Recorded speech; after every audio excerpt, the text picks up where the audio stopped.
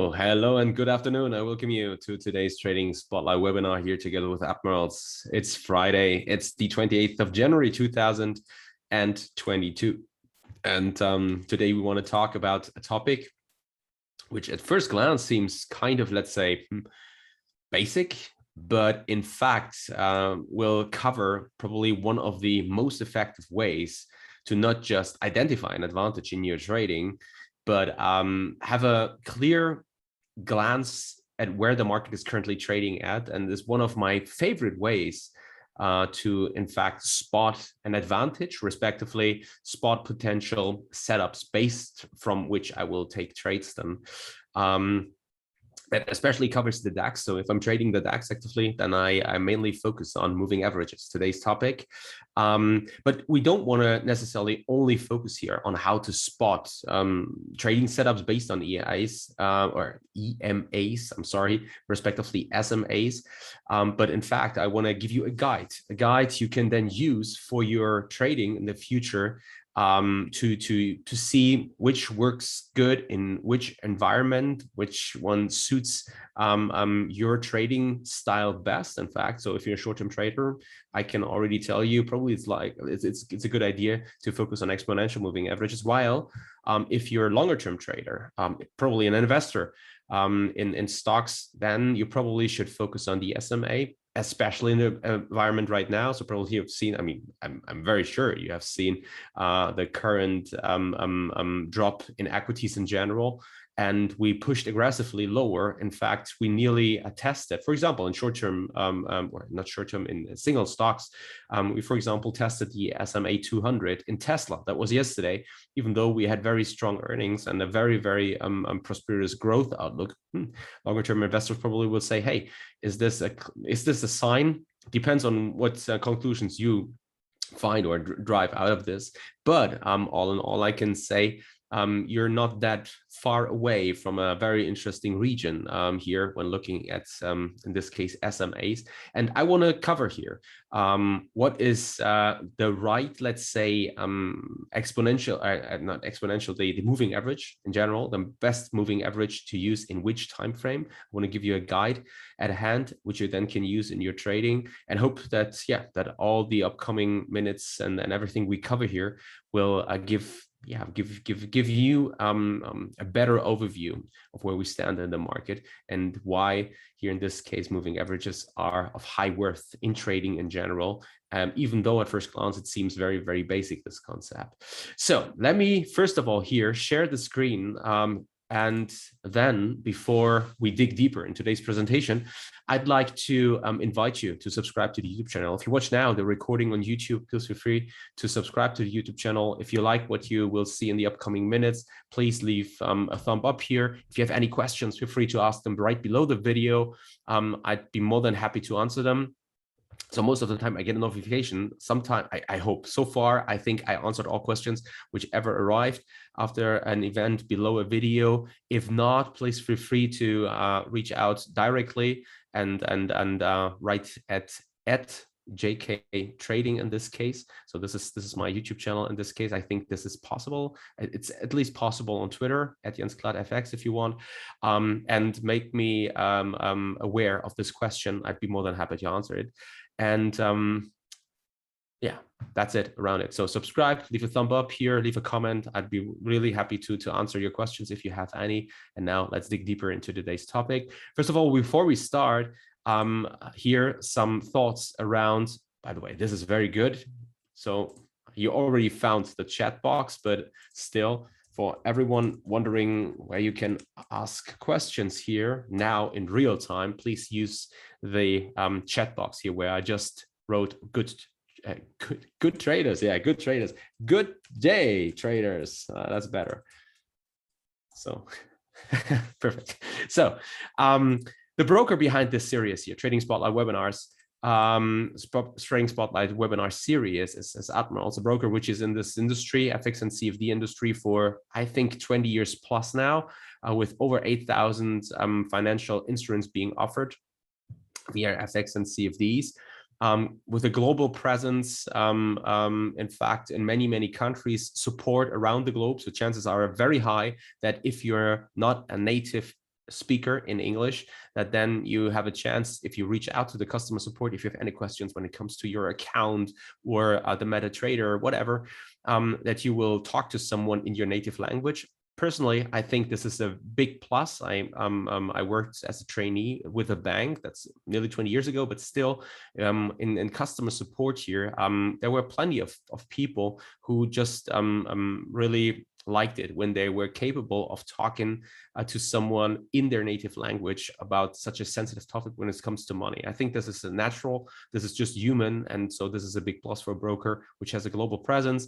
Fully licensed broker, SISEC, ASIC in Australia, also in Jordan, new regulation.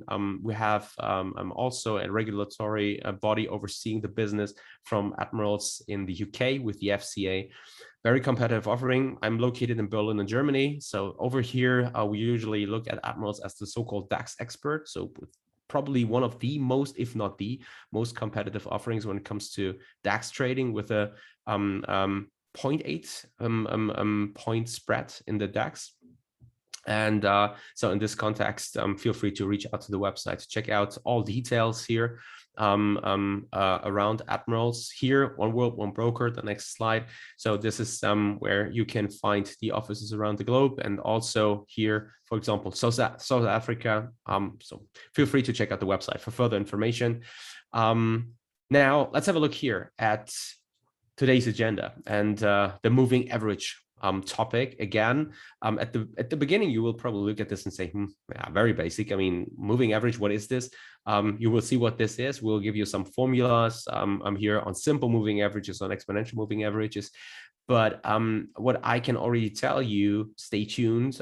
So in the second half of this presentation, you will get something of high value for your trading. So this practical moving average guide, which is very, very interesting. So even though if you're a beginner or if you want to refresh your knowledge, well, certainly then also the first part of this presentation is of interest for you with the introduction to moving averages. I will show you some important moving averages. And also I will give you, some ideas on how I use here in this context, moving averages in my trading. Let's first of all start here with an introduction on moving averages. So first of all, as you may know, a moving average is a series of averages of different subsets of a complete data set. So a very mathematical approach. So I'm very mathematical in my overall being. In fact, I studied mathematics. First of all, that sounds very dry, let's say. So in trading, let's specifically focus here on trading. And trading a moving average, in short, it's MA, is a simple approach to smooth out the price trend or the price development by creating a continuous updated average price. So that means that you can see an overall trend based on prices. You sum up and then you divide by the sum of all the data you just collected and summed up.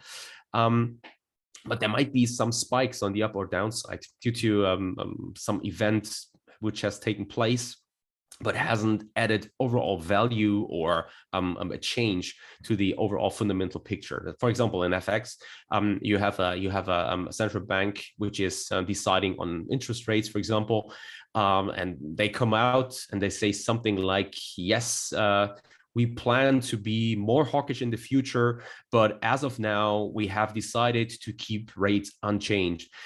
The first part of this sentence might result in a spike on the downside in, let's say, Euro USD, because the US dollar is likely to profit from this saying here, from such a quote, because if you bring market participants to think that hikes will be inevitable, respectively, that you will hike rates in the future and make the underlying currency, in this case US dollar, for example, more attractive to foreign investors, that usually might result in market participants buying the currency, in this case the US dollar, if we're talking about the Fed. So but if you then or if you then say something like, but we won't do this now, you might see an initial push flush on the downside, and then US dollar being sold again, because obviously there's no hike in rates as of now. So if market has not expected this, very unlikely, but let's keep things easy here. If the market hasn't expected this, you see a spike on the downside, but the overall uptrend in Euro USD, for example, to continue. And the moving average now, coming back to today's topic, helps you to smoothen out here the curve in Euro USD, even though you might see a spike on the downside, but it's not of interest for the overall trend, which stays long, for example. As of now, right now, look at the chart, you will see you should probably argue the other way around and talk about Euro USD and being in a downtrend. And right now, for example, market participants obviously anticipating a more hawkish stance, which is then resulting in US dollar being demanded from market participants while the euro is sold. On the other hand, you have, for example, tech stocks, which are right now sold because they usually they usually depend on cheap liquidity, and if you make money more expensive, hiking rates, well, this is obviously something which has a negative impact. If volatility gets too high, this is the next thing, then most likely there will be a step back from the Fed. So right now, for example, so we're coming a little back from today's topic, but probably give you an idea, probably you're interested in how my view on the market right now is. What we currently see is that the Fed now has a more hawkish stance to their overall monetary policy. The only thing with this is that now the market is pricing in 5 rate hikes till the end of this year, which is higher than what it was before we saw the Fed giving a statement on the 26th, so on Wednesday this week. Interesting now is, if we currently see markets pricing in a more hawkish stance, and then the Fed sees, well, that's not working out so well, and markets are crashing here and coming back significantly lower, that might result in the Fed to step back from this hawkish stance. And even though they do not hike rates, then they might just say, well, you know what? Well, maximum 4 hikes, probably only 3, because the overall economic situation does not justify 4 hikes at all, not even 5, or not even 5 hikes here this year, and this then might result in a sharper bounce in equities, for example. And so this is then of interest, coming back to today's topic with moving averages, because that could result right now that the market is pushing back, but it's not penetrating and dropping below the moving averages, which keeps the overall trend in play. And right now, even though it's not very nice to see markets dropping and your portfolio probably being red year to date after the first month of trading 2022, still you might hold your position because you say, well, the overall trend is still intact because I can see that this or that moving averages as of now has not been penetrated. We will look deeper into this and then what conclusions drawing out of a drop below this. But before we come to this, so you can already see the third bullet point, which I now illustrated a more fancy way, or more colorful with a current example. So the aim with moving averages is to filter out random short-term fluctuations in the underlying value under consideration over a certain time interval, and to identify the trend prevailing in the interval under consideration. So again, this is very pathological, sounds very pathological, even though it's quite easy to understand, as you will see in a few slides here with some real examples. In this case, by the way, I prepared something on Bitcoin, probably also of interest for some of you.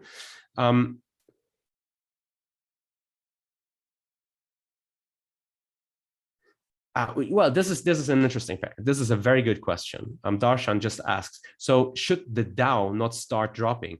First of all, I have to admit, I have no idea where the Dow right now is trading. I'm mainly focusing on the S&P 500 and NASDAQ, especially NASDAQ 100. And the reason for that is because I think that the US economy gets, you get a clearer picture of the overall market when looking at the S&P 500 in this context, and the tech sector, especially when looking at the NASDAQ 100. So the Dow, I'm not really sure. I'm sure that it also saw a corrective move, certainly. but I'm not really sure how sharp that drop has been in the past or something. But coming to your second point, it is making strong and sharp rallies. It depends a little. So if you right now, for example, let's take the example Nasdaq 100, but you can take this 1-to-1 and duplicate it for the Dow, for example. So we've seen now a sharp push on the downside. I think Nasdaq just pushed below 14,000. Am I right? But just 1 second. Let me just have a look here. Is it 14,000? Do we have it? Yeah, close to 14,000 points. Okay, so we're trading around 14,000 points. And the thing is that now there's lots of pain, let's say, or well, some might also say there's blood in the streets. That's another saying among traders. And there's something very interesting happening. Now, we're technically, from a technical perspective, we are sharply oversold in the short term. So meaning that we could easily see a sharper bounce. I was in fact thinking about such a sharper bounce bringing on its way after a very strong reaction to the Fed itself. You've probably seen that. So we saw a very sharp extension on the downside on Monday this week in the Nasdaq, and then from there we saw a sharper bounce higher. And then we were sold again. So we rolled over. As of now, we have not yet made new lows, which is a good sign. But the thing is that these sharp bounces need to break crucial levels on the upside to bring the overall trend back into play. So, or to at least here say, well, the bears are not in control anymore. And this might take, well, I would probably say 14,600, 14,700 as a thumb rule. So I have no chart available right now, and I have not yet prepared one. But I can tell you that this is probably the region, 14,600, 700. And if we can close above, hold above, that's probably a first sign that we're about to see higher prices from there. Until then, till then, we will probably have a chance to see these sharp bounce, but this does not mean that we are taking on bullish momentum again. But it's just like there's something we refer to as dead cat bounce. So you're dropping sharply from very high prices, and then you see a bounce due to a technical reaction, which is a sharp bounce, but there's no real life in it. But it's just like a bounce, which is then sold again aggressively. And it's again, but it's not a problem as long as we're not making lower lows. Once we make lower lows, then we have a problem. And the trend, the overall trend, you can also see it then when looking, for example, and we will see this in Bitcoin. The Bitcoin also sharply dropped. You will see that the trend on the downside then resumes if we make lower lows. So hopefully that answers your question.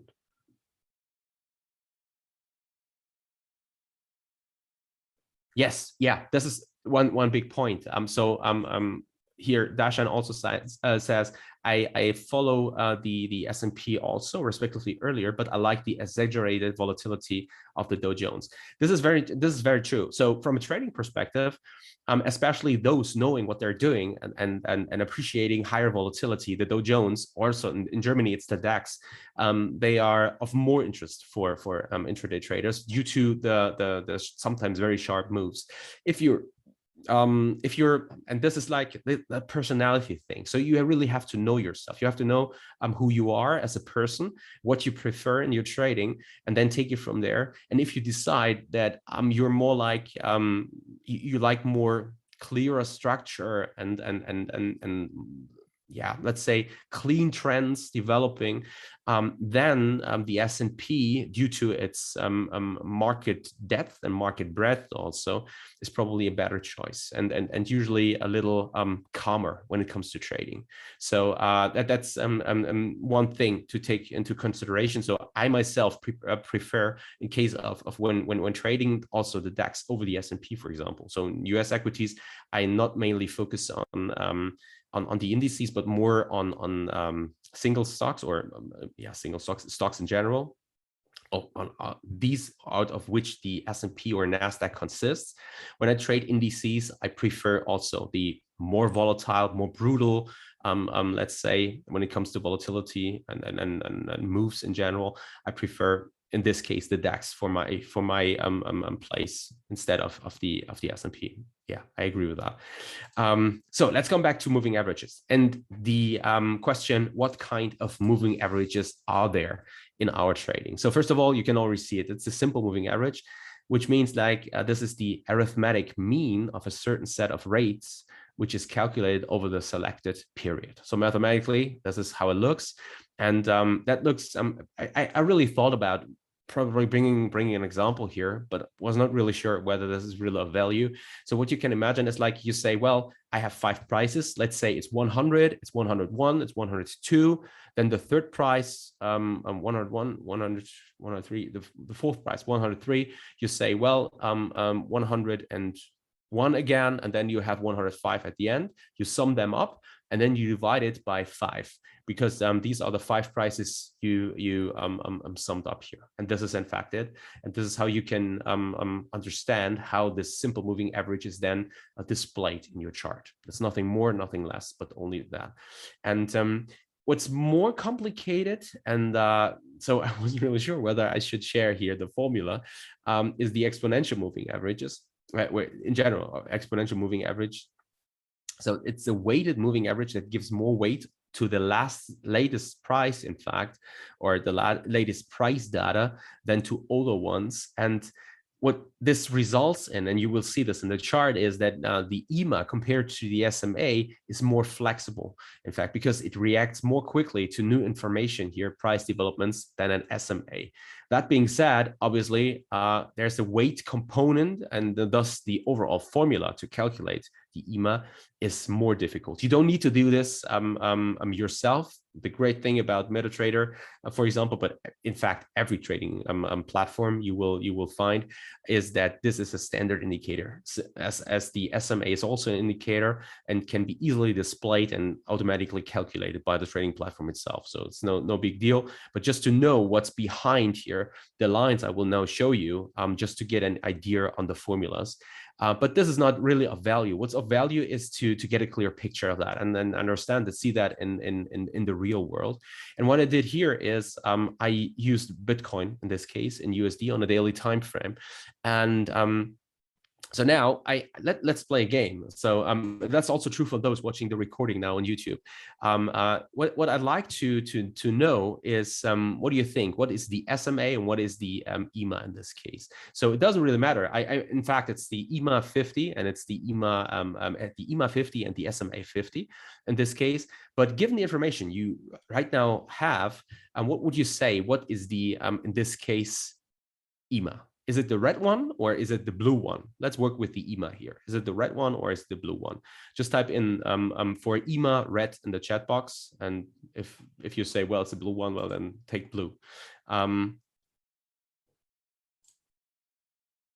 Let's wait, let's say something like, well, I don't know, 10 seconds or so, 15 seconds probably. So there's Carol, there's Tina, both saying it's red. So I think everyone can see that, right? So if you chat here and share your information with everyone, then I think everyone can see that. Okay, interesting. Now we have a blue candidate, Adelaja. I just hope that I pronounce it right. Darshan is also red. So 2 more, and then I will lift the secret. So okay, there's now a clear overweight for red now. Okay, yes, everyone with red is right. And why is that? Well, if you carefully watch, you can see that they nearly look the same, right? So it's SMA 50 and it's the EMA 50, but in fact you can see that the red one tracks the overall price action here a little better, let's say. And reacts more aggressively if you see such sharp bounce reactions here, for whatever reason there was. And that shows that, now coming back here to the last slide here, this makes an EMA more flexible. This is exactly what is covered here. So because it reacts more quickly to new information, which means an exaggerated move on the up or on the downside. So if you see, like you saw here, that was at the end of 2020, if I'm not mistaken, this move here, it was two new all-time highs, right? So once we broke above 20,000, there was a nearly vertical move on the upside.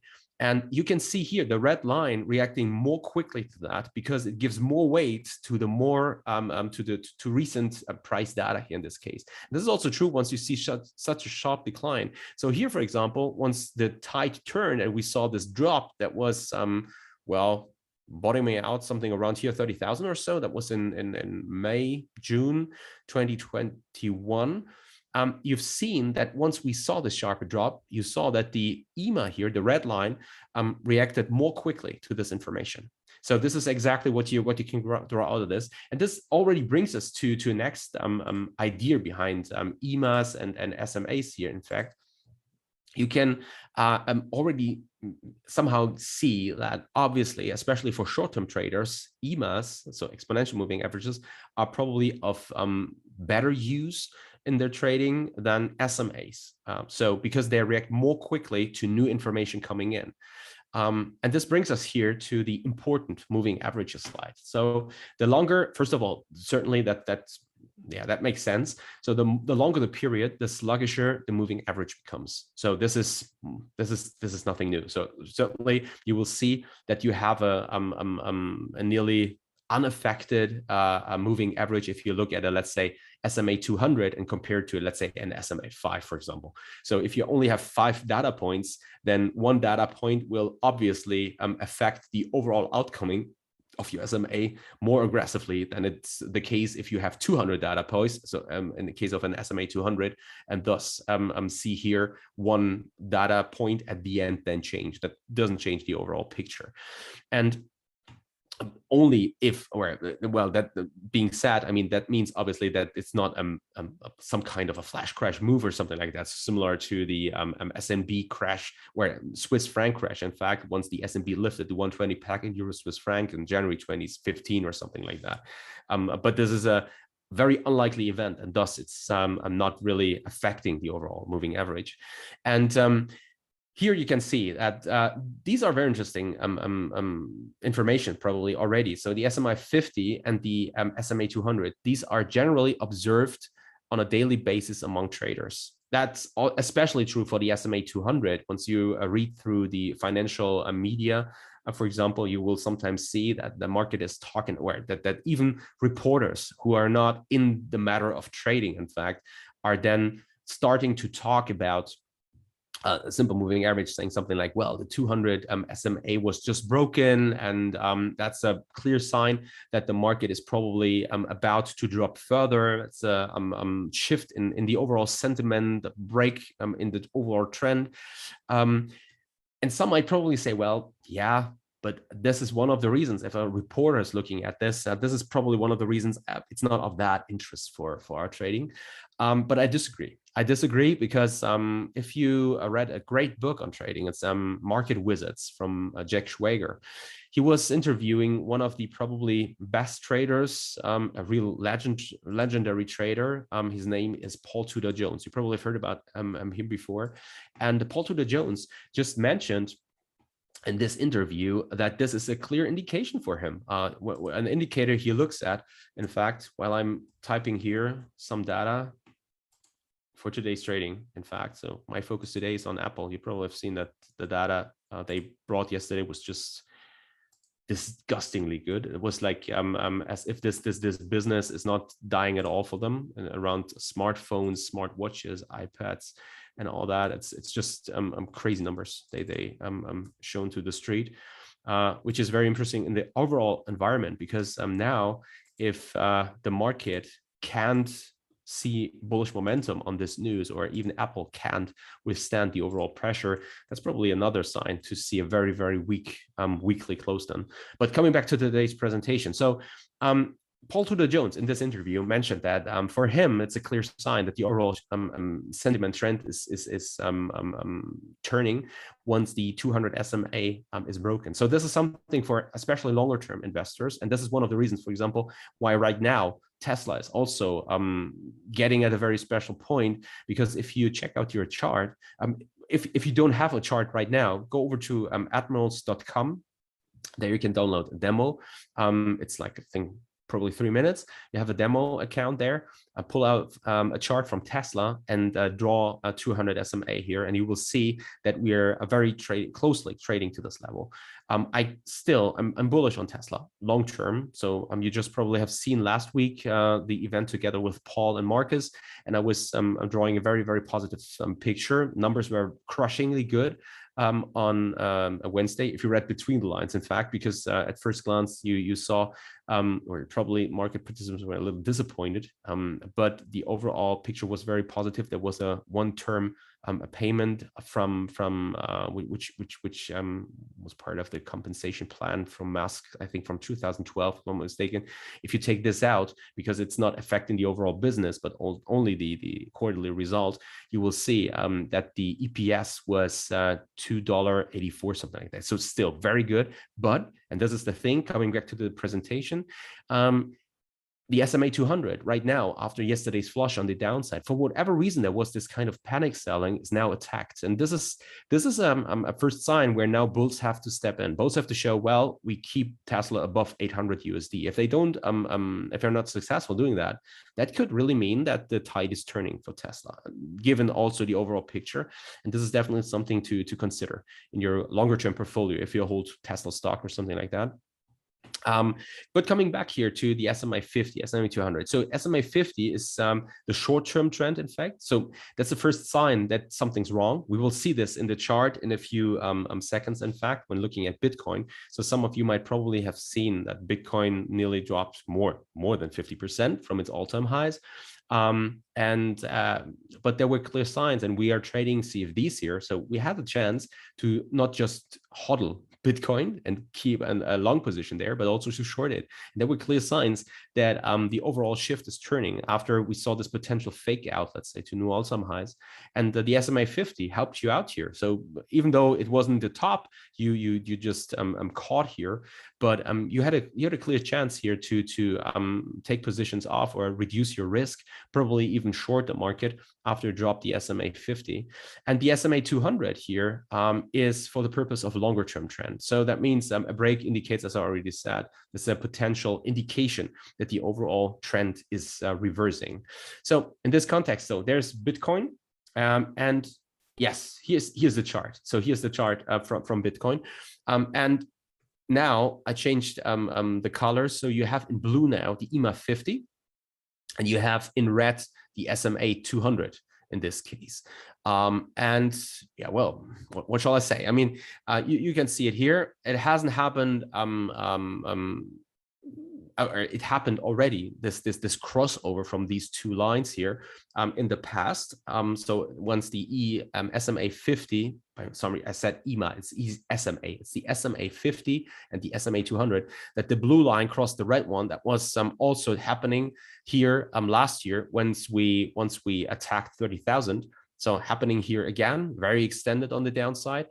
But we were capable of, or bulls were capable of regaining control and pushing the EMA back, the SMA 50 back above the blue line, back above the red one, which was then a sign that probably we see another attempt to push higher, which happened. And then you can see it here. This is what I'm talking about. Once the price drops, the SMA 50, that's the first sign that something's wrong. So usually you don't get to see this in a strong up move. We witnessed, for example, here in this vertical move over the year of 2020, respectively in the first quarter of 2021. You see, well, it's a test of this line as a potential dynamic support, let's say, but we're not breaking.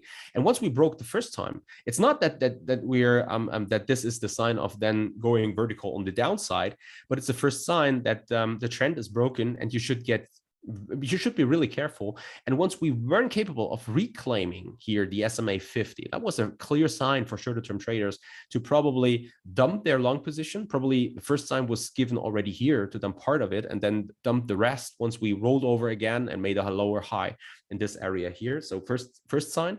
Second clear sign to probably go flat also longer term is once we break here below the SMA 200, even though the thing is that this also happened here during COVID, for example. So with this flush out on the downside. So that's something probably to keep an eye on, because it's not necessarily meaning that we're breaking the trend, even though now things are turning ugly again, because it's not just that we broke here the SMA 200, but also that the SMA 200, the SMA 50 crossed the SMA 200. So this is usually a sign that the overall tide is turning, and it could get really ugly once we break below 30,000. So from a technical perspective, not just using moving averages, but also using here clear technical levels to trade against. But again, so this is, for example, an indication of a strong trend. That wasn't such a strong trend, in fact, because we weren't really capable of holding the SMA 50 here, and we saw the push higher, and there was no turnaround at this area. And once we broke below and stabilized below, that was the first sign that things are at least short-term over for the crypto bulls here, and that now the tide is turning. And as long as we trade below the blue line, if you ask now the question, when is the right time to enter?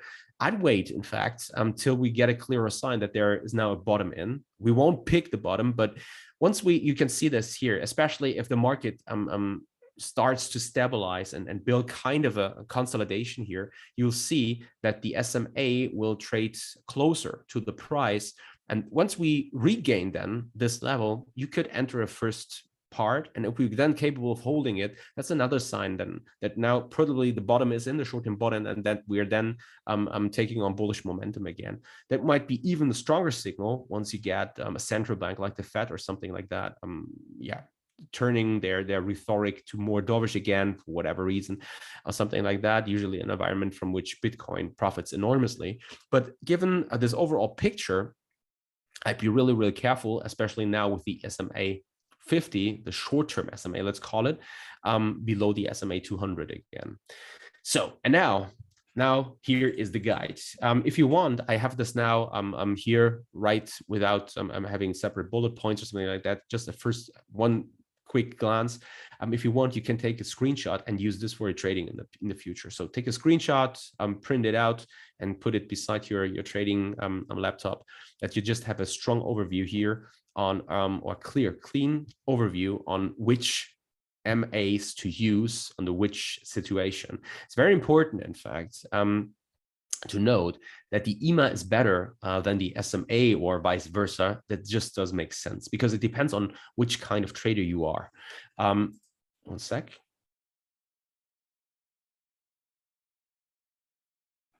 Okay, yeah, I did that. Yes, I'm not sure whether we can do this now. But Darshan is just writing that there's a quick a pop into the open in the Dow Jones into the open, and now it's being sold. So not very surprising given the overall picture. So this is a dead cat bounce the picture. The thing is that now it will massively depend on how Apple will perform, especially. So Apple, very strong market stock. So if Apple drops and turns red for today, could you imagine that this is also a sign for the overall market to test again the lows from Monday? By the way, it's also a potential reason for a Tesla, for example, going for 800. So this is my overall picture on the market.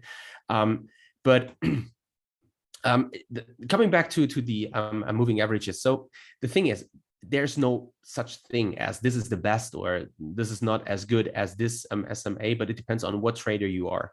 And if you're like a short-term trader, especially very short-term, like a momentum scalping trader, for example, saying you looking for a strong up move after like a fundamental catalyst or so, strong earnings release in case of a stock, and then you see that the market sees a strong opening drive, for example, on the upside. And then there's a flag forming, so tight consolidation happening. And then you say, well, I want to trade the breakout out of this tight consolidation because I expect the trend to continue, or the momentum, at least, not the trend necessarily, but the momentum to continue on the upside.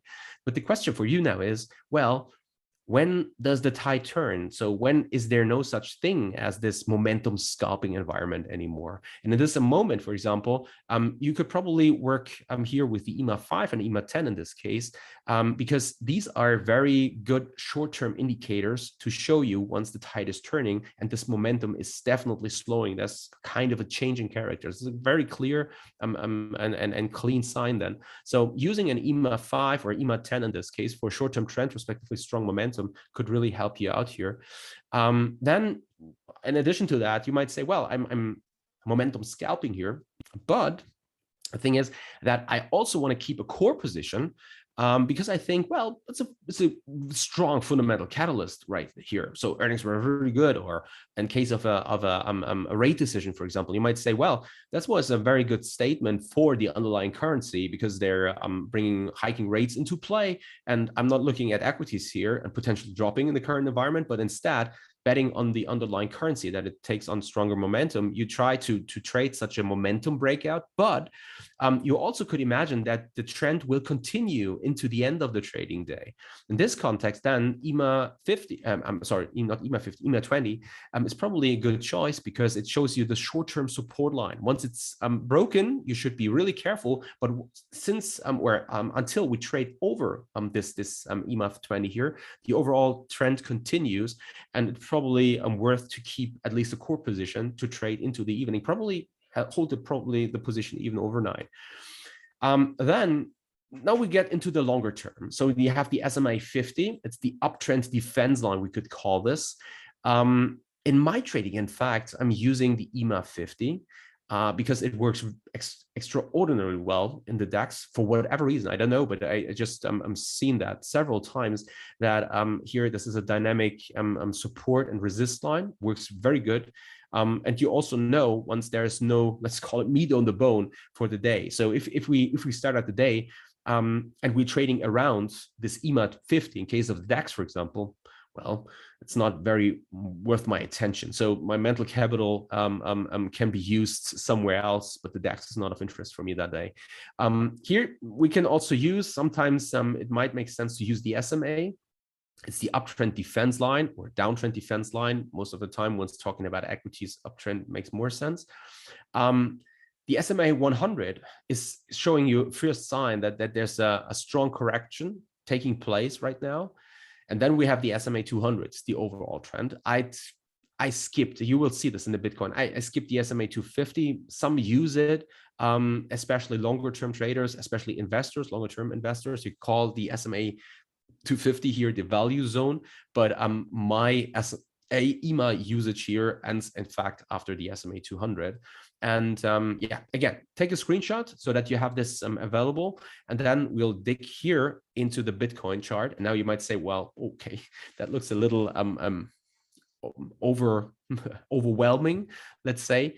So unfortunately, I haven't written down here in blue, pink, then we have violet, purple here. You have orange, you have brown, and you have red. But let me just guide you through this. Even though it makes already sense if you look at the former presentation and what we mentioned. So obviously the blue line here is the EMA 50. So it can also, you can see there's a Bitcoin chart here. So some might probably say, I'm taking this power candle here long. That was in September 2021 or so. And then you wonder, okay, how long does the trend persist? So how long does this momentum here, and there are sometimes the very strong momentum moves on the upside and on the downside, and you really see that you only take the position out once we close with a daily candle below here, the EMA 5, and it's not closing below till here. So you really take the move from this potential power candle bottom forming and take the trend here, or this momentum move, it's not really a trend, and keep it here until we see the break lower. So this is not just happening on the daily chart, but also on a minute chart, 5-minute chart, depending on your overall time frame you're looking at. And you see that this is very strong, especially once you see this momentum taking place. You also have another one. So the pink line here, this is the EMA 10. Okay, so same idea behind this. Also very strong short-term support line. As long as we trade above, there's no reason to take a position off. So this is then here the case. You have the purple line. And this is now getting really interesting because the EMA 20, you can see that here, supported, broken. So it's very close to the top here, and the all-time highs, which were made at around November, the beginning. And once we broke below, this is a clear sign that the short-term trend is now not on the long side anymore. And you can see that it changed here. That was at the end, mid-December, shortly before Christmas. There was a first sign that probably we can hold 50,000. And once we weren't able to do that, there was another reason to short Bitcoin in this case, or respectively not to add to a losing position. So it's a clear, quick sign. You might say, well, I want to hodl Bitcoin. I want to be longer term. You don't want to trade the short side. You're not an active trader, but more a long-term investor in crypto. Great. Still, you want to use the short-term price action to optimize your entry into a trade. So you can see that here. Now you might say, well, okay, we saw a corrective move. Great. There was this flash crash. You probably remember it was at the beginning of December. Okay. I want to see the EMA 20 being recaptured, being held, since it's the short-term support, respectively, the resist line. And once we can hold it, that's a sign I want to be long. You see here, okay, first sign, that's probably a reason now to enter a trade. Probably you go down from a daily to an hourly chart, whatever, to time your entry. And then you get a clear sign that was here, that was at the end of December, beginning of January. I'm not really sure. You see a break back below, quick reason to exit the trade. Small loss, good reason here to exit, because now we're trading, well, at the beginning of this week, we traded as low as 33,000. So you entered the trade, good reason to enter the trade. You break lower, good reason to exit the trade. Take it out, get a better price somewhere lower. And now you can see there's no reason now to trade into this weakness, because as of now, we haven't recaptured here this purple line. This is the EMA 20. So that's the first reason to how to use EMAs, or especially moving averages in general, to spot the overall advantage, let's say, in the market. And once weakness disappears, or let's say once bullishness disappears here, and how to time then an entry around tops, or exit a trade if you're long and exiting here in this area, respectively, if you're short, exiting a short trade. So then we have this orange line. The orange line is the SMA 50. Also a clear sign. You can already see it here. It's not as dynamic as the EMA. So this is very interesting for short-term traders, for those really trying to capture short-term momentum moves. Longer-term traders, swing traders, longer-term traders taking positions several weeks to months probably. First glance here at the SMA 50, you can already see that the overall picture has not yet turned completely dark for Bitcoin. The reason for that is because the brown line is still above the red line. Not very promising, because we already dropped here below the SMA 200, which is the red line, but the SMA 100 hasn't yet crossed the SMA 200. It's not that this is very bullish, but still it's something where you say, well, at least there's a that's a chance that we keep here the SMA 100 above the SMA 200. So this is not like let's call it the kiss of death, put it that way, because then once we cross here with the SMA 100 below the SMA 200, that's a clear bearish sign, which would go by the way hand in hand. Personally, I think that with a break below 30,000 then in Bitcoin. But you can see, so using only these colorful lines in your chart can give you already a good impression on where we stand right now. And if you wonder, okay, Bitcoin is great, crypto is a great tool. The same is also true for stocks. You probably watch, you say, I want to have them in my portfolio, but after the recent corrective move, do I really need to enter? Is the bottom in? Or let's say, well, you can't be 100% sure, but these moving averages, especially the short-term ones, can be a very give you a clear short-term indication of once, especially such extended moves as we get to see them right now, are probably done. So in this case, I recommend looking at the EMA 20, especially. Probably a first good sign that probably after recapturing it, reclaiming it, holding it, that a sharper bounce could be around the corner. So now let's have a look at today's summary.